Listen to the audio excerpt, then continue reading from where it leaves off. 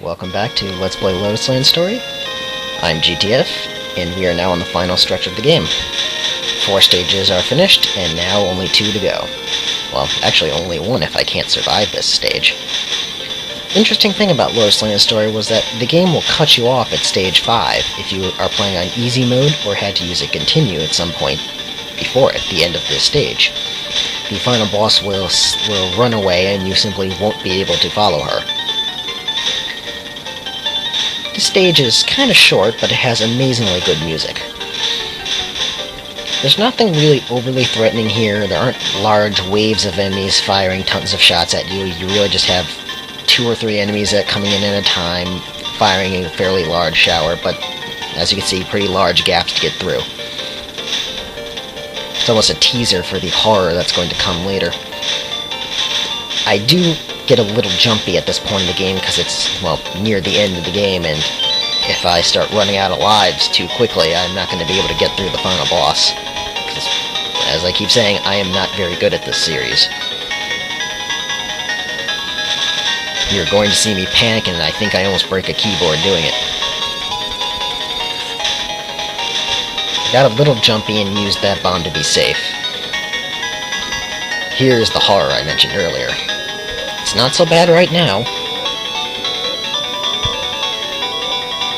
But here we are. I actually died there. Well, I should have. It might be hard to tell from the resolution of the screen, but a bullet clearly touched my hitbox. It snuck in through It kind of snuck in through my homing shots, and I couldn't see it until it hit me. But somehow I was able to pull off a death bomb 4 games before the convention was introduced into the series. This is the final boss of the game, Yuka Kazami. The plot I just sort of rushed through was Reimu accusing her of being behind all the demon uprisings and whatnot, and Yuka, of course, has no idea what she's talking about because she's been asleep the whole time. Although she actually denies being asleep. Yeah, like we don't really know that. Of course, look at her outfit. She clearly was sleeping. Hell, the name of this stage music is Sleeping Terror. Great theme, though. Another one of my favorites. Nothing really too hard about these early 4 phases. I died in the first part right there, primarily because, well, it's kind of hard for me to get used to not having a focus move ability. It's kind of hard to move little pixel lengths.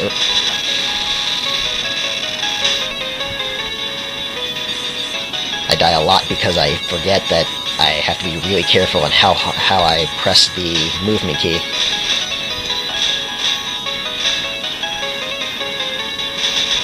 This is a very hard phase to get through on some of the other difficulty settings.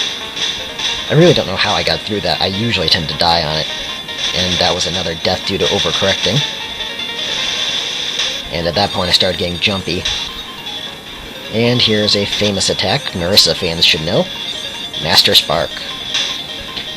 Yuka was the first character to actually use the Master Spark. It was her ability before Marissa copied it, which becomes a trend in her character. Marissa copies other attacks from people. Patchouli Knowledge from Embodiment of Scarlet Devil also loses a spell to Marissa, the non-directional laser. And here she does it again. It's actually a little harder to dodge than it looks. The main beam really shouldn't kill you because you can kind of see that coming. But it showers large and somewhat fast-moving white shots right on top of the giant white laser, making it somewhat hard to see. Yuka now retreats, playfully saying she's underestimated us, and since we meet the requirements to go to stage 6, we pursue. Raspberry Trap. Gotta love these bizarre stage names at times. This is really nothing more than a point and power-up stage. However, embarrassingly, I do die on it.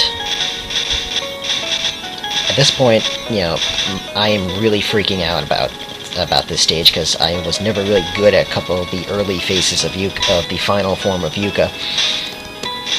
So I really want to try to build up my score to the next extra life interval, which I'm not exactly close to.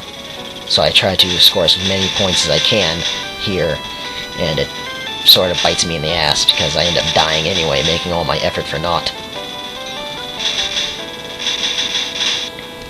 And it's coming up right there.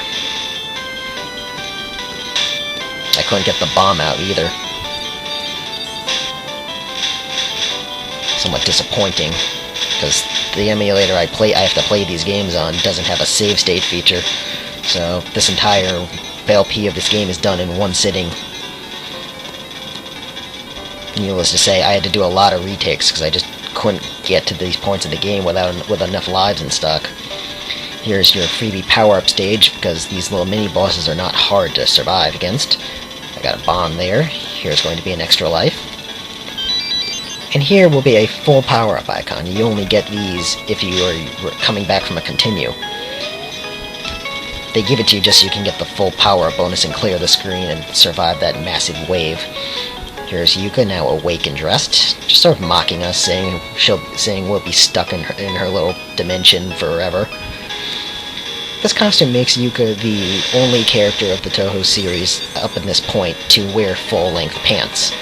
Everyone else either wears skirts, and one or two, I think only one actually, wore shorts in an earlier game. Aside from this version of Yuka and Fujiwara no Mokou from Imperishable Night, only two people wear pants. Those two. Those large white shots, the large yellow shots that she was doing before are the ones I have trouble dodging. If it weren't for the fact that I'm in slow mode, this part of her form would be somewhat nerve-wracking. But slow mode is making it all go really slow, so the part where it's almost comical.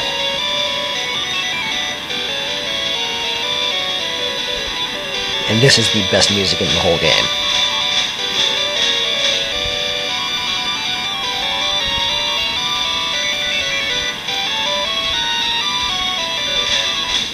If that doesn't get your blood pumping, I don't know what will. Interesting food for thought since we're here. Yuka is actually one of the only characters from the PC-98 era to make it into the Windows games. The series had a very large cast, and almost all of it was completely gutted when Embodiment of Scarlet Devil was released. Only Yuka Kazami and Alice Margatroyd made it into the Windows series. Alice originally appearing in the sequel to this game, Mystic Square. She was the Stage 3 boss, and then would later come back as the extra stage boss. She was much younger in appearance then, too, having a form of basically a little girl. I mean, like a really little girl, like a child, rather than just these overly young, cliché Japanese drawings.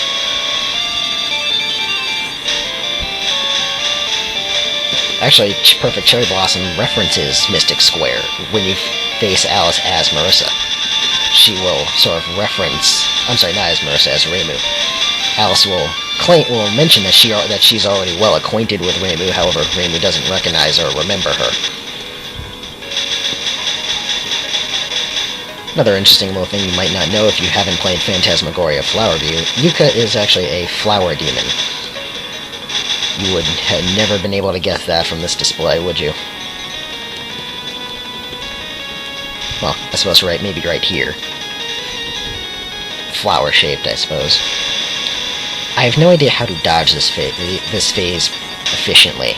I sort of just have to bomb rush and hope I can survive it. I almost don't. You cannot continue on stage 6. Instant game over if you die. That concludes Lotus Lane Story. I will put up the credits, but I have to split the video here.